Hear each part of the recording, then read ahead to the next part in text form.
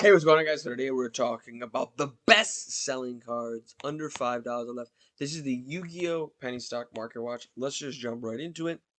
Starting with, of course, this guy. Or girl. I don't know. Or they, them. I don't know. I don't judge. But Destiny Hero, Phoenix Enforcer is interesting. If we look at the original version, not a penny stock, but relatively cheap from where this card used to be. I understand that this card is a lot worse without Verity Anaconda as far as its splashability is concerned. But if we look at this entire package right now, especially considering this card came off the ban list, I mean, Fusion Destiny's kind of expensive, but still, the point that I'm trying to make is that this, even with Fusion Destiny being that much, relatively speaking, there are still, and you can get Celestials, common Celestials for 45 cents. You can get ultra rare Celestials for $1. And then let's see what's going on with Dasher. And Dashers are under $1 too. So you can get like the full package. $60 for Fusion Destiny, worst case scenario. And then I mean the card that brought us here, Destiny Hero Phoenix Enforcer. Um, $5. And then $1 for each Dasher and Celestial. So we're talking $7 plus the 60.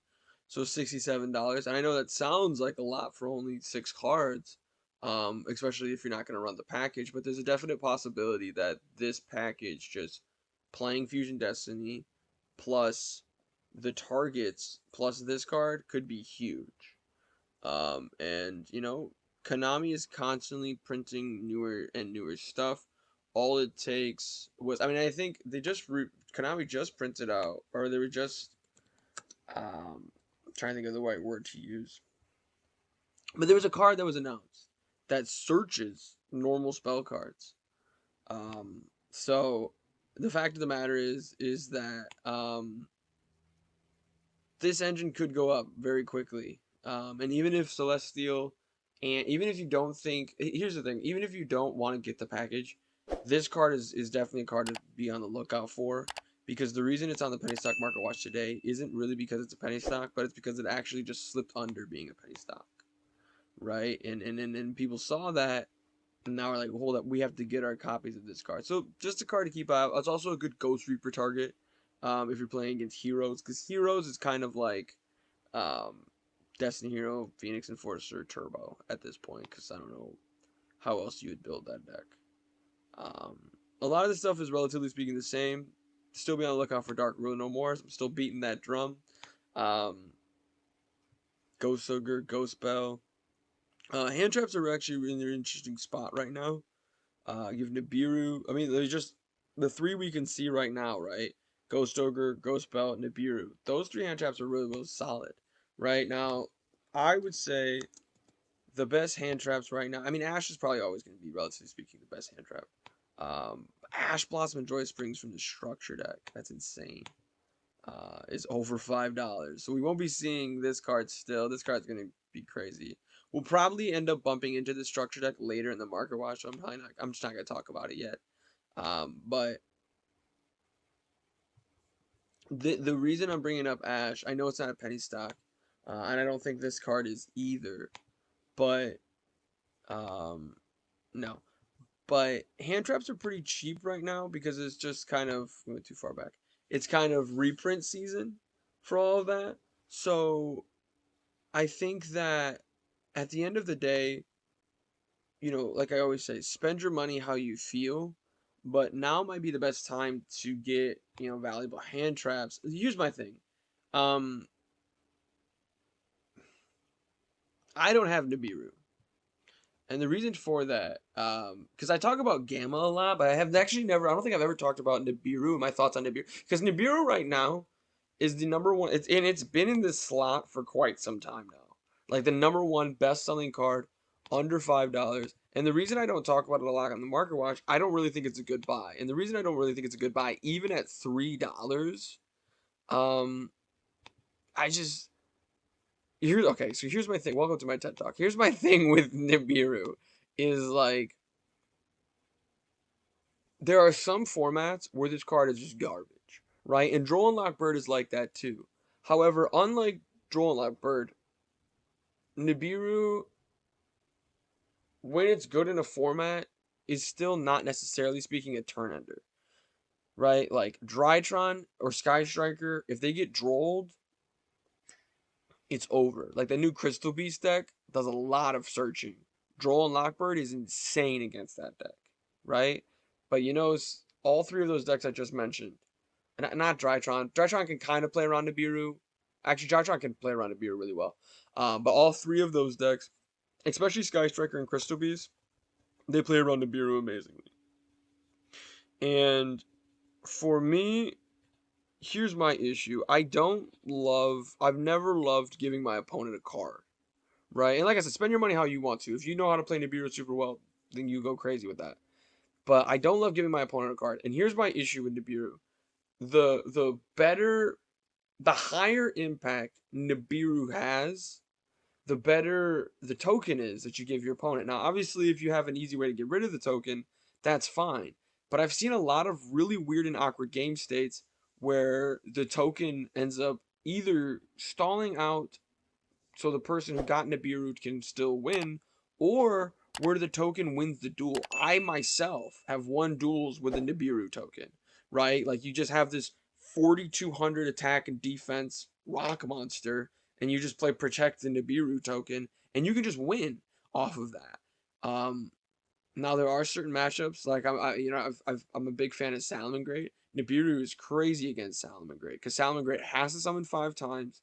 Salamangreat usually ends on maybe Baguska Wolf, and so now we're talking a 3,900 attack monster. If we Nibiru that, that's not really that big of a deal. Plus, we turned off Rage. Plus, we turned off Roar, right? So there are circumstances where Nibiru is a turn ender. There are circumstances where Nibiru is a disgustingly great card, and it is 100% a good card to at the very least be looking at. But odds are this card is going to be worth $4 to $5 in the relatively near future, right? So I just wanted to give my 2 cents on why I haven't talked about Nibiru a lot and how I feel about Nibiru. Because I do have Ghost Bells, I do have Ghost Ogre, because these two cards are they're very universal with what they can do. They can hit a lot of different things. Now, Ghost Ogre for a while now has kind of been power crept by other hand traps, but it's still really impactful. And Ghost Bell is as well, especially with tier elements running around. Nibiru, I don't actually think I've been told Nibiru is not good against tier elements. I haven't really seen Nibiru be played in that matchup either, so I don't really know. Like I've never seen Nibiru resolve against tier elements, so maybe that answers my question right there. But I don't know. I just think that even at $3, it feels kind of pricey for a card that is just not as really good as I think some people make Nibiru out to be. Um, the next card we're gonna talk about. Um, Rivalry's still hanging out. Danger Nessie. This card used to be worth a lot though.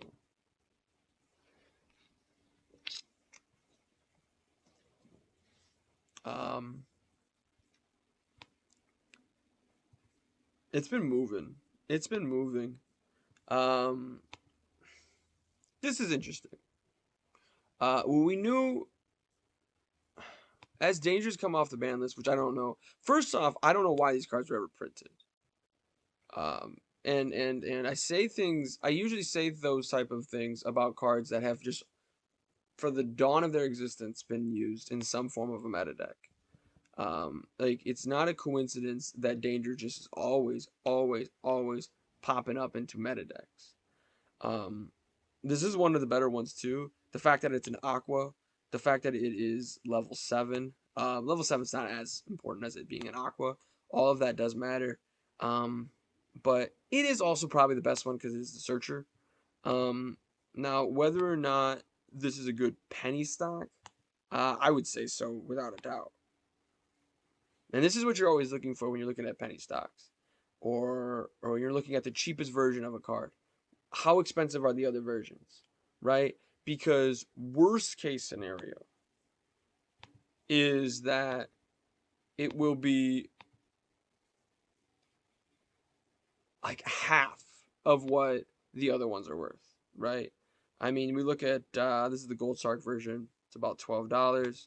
We look at the Cybernetic Horizon version. It's about $25, right? So now we're talking half of that, half of $12 because the damaged is $9, so I don't count that. I mean, the first near mint is $13, $12 still. Half of that is $6, right? And it's already on the first page. Like these are the type of fluctuations you'd like to see. We're seeing 260 for the first one, and then right all the way at the end we're at 388, right? Um, Page two we're starting to climb up to past four, and then all of a sudden in page three we're at $5.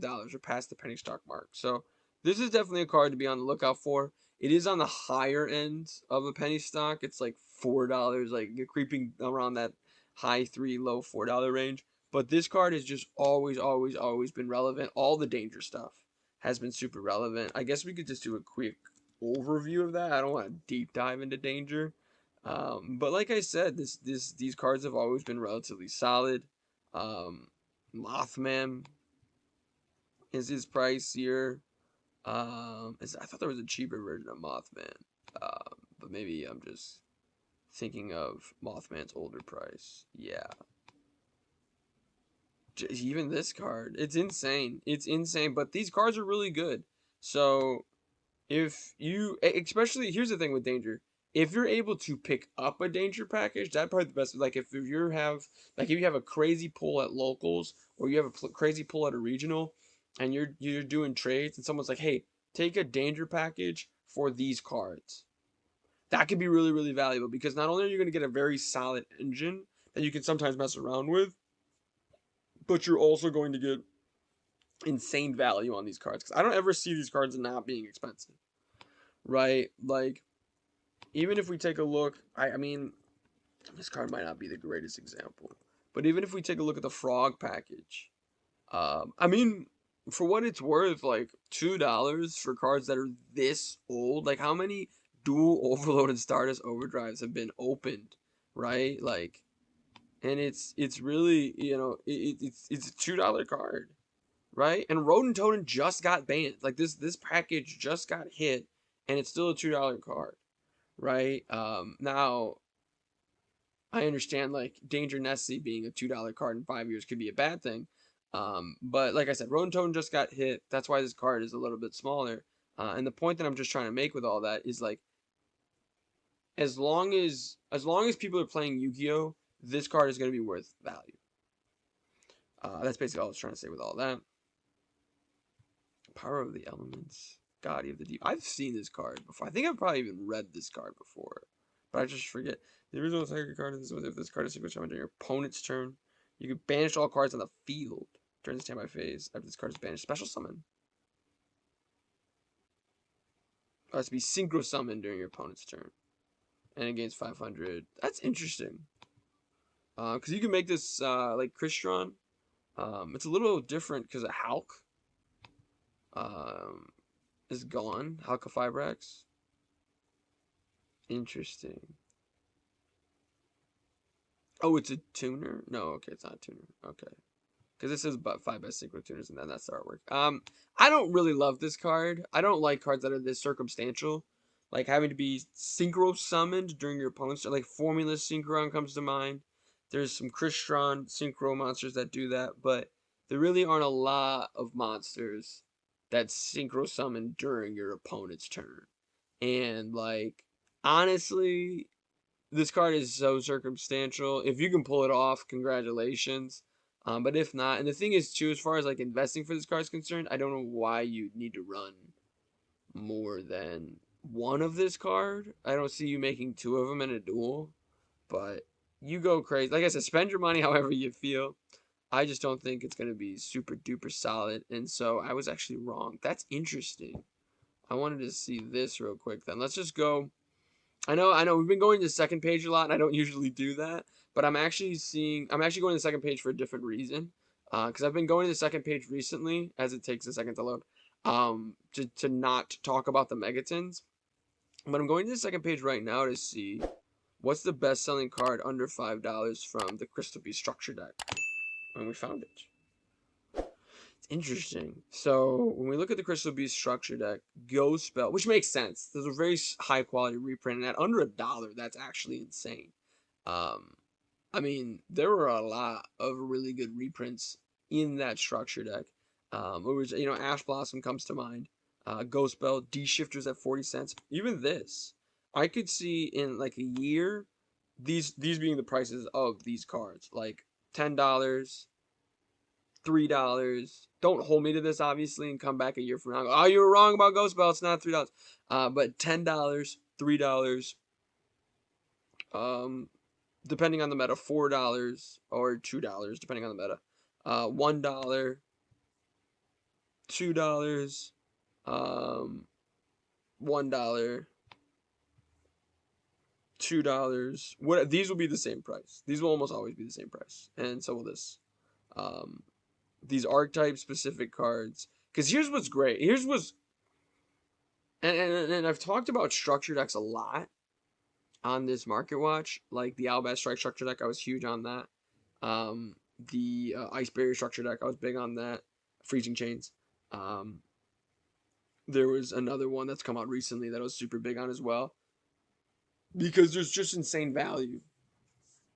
This structure deck, though, has, I think, the most value since the Salamangreat structure deck.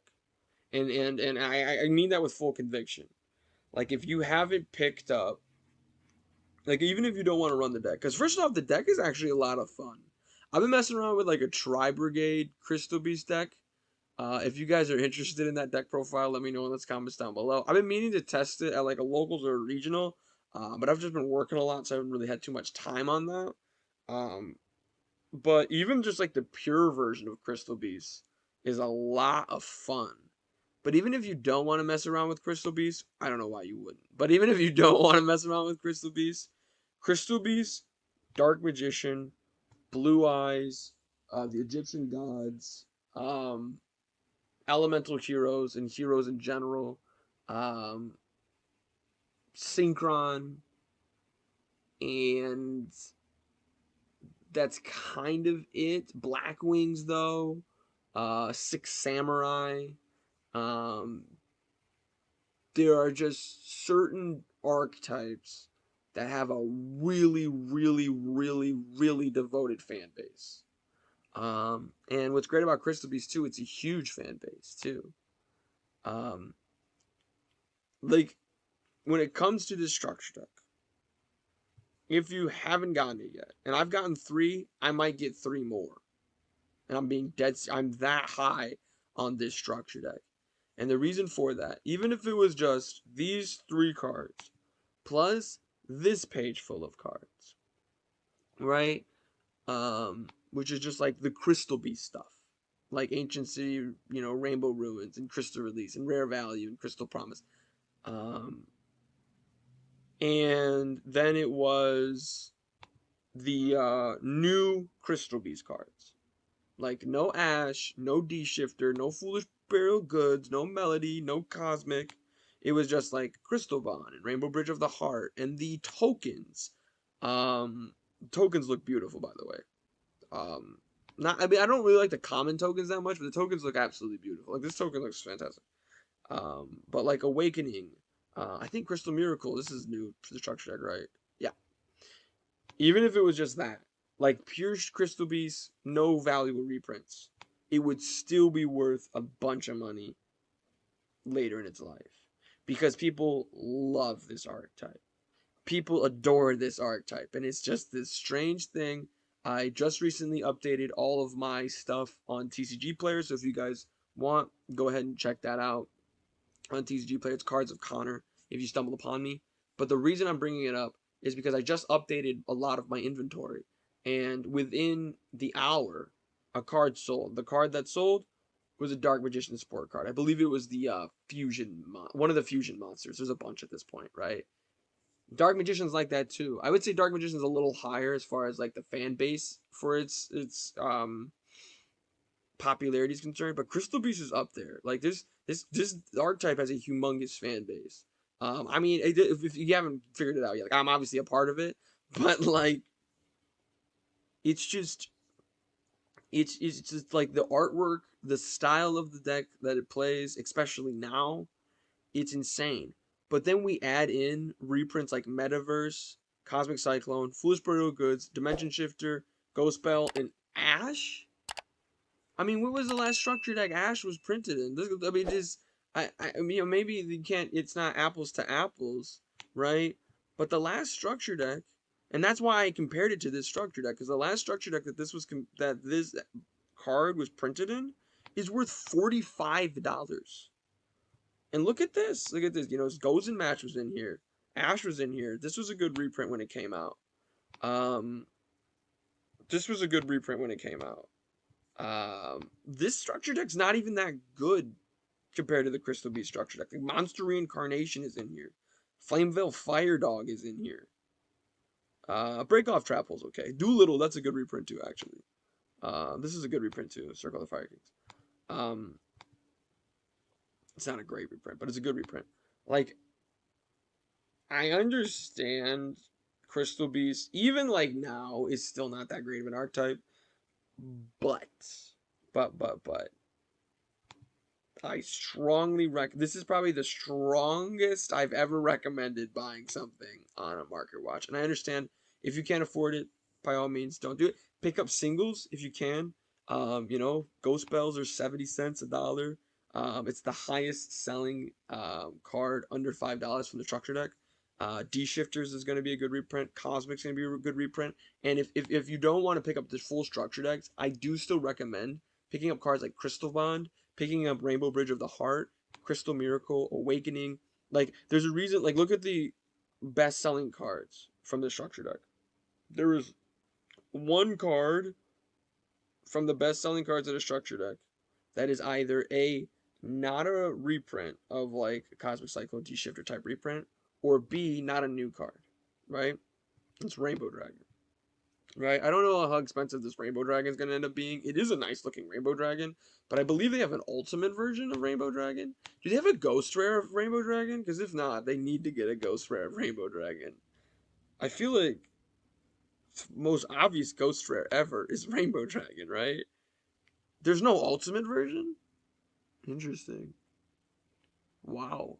There's a couple ultras and no ultimate. Interesting, interesting, interesting. But anyway, the best-selling cards from this structure deck are all like valuable reprints like Melody, Cosmic, D Shifter, Ghost Bell, and Ash, and Foolish Burial Goods, or the newer cards like the new Fusion Monster, which is actually pretty solid if you can get it out. The new Rainbow Bridge card, Crystal Bond, which is fantastic. Awakening of the Crystal Ultimates, which is fantastic. Crystal Miracle, you know, I already know what I'm gonna say. It's fantastic. So I highly recommend the structure deck. Even Contact C is a good reprint. Like, I highly recommend getting this structure deck. But like I always say, spend your money how you feel, not how anybody else feels. But with that being said, let me know in those comments down below what cards do you like $5 or less. Like I said, I've been messing around with like a Tri Brigade Crystal Beast deck profile. If you guys want to see, let me know in the comments down below as well. Make sure you guys click that like button for the channel, subscribe for even more content. But most importantly of all, have a good day.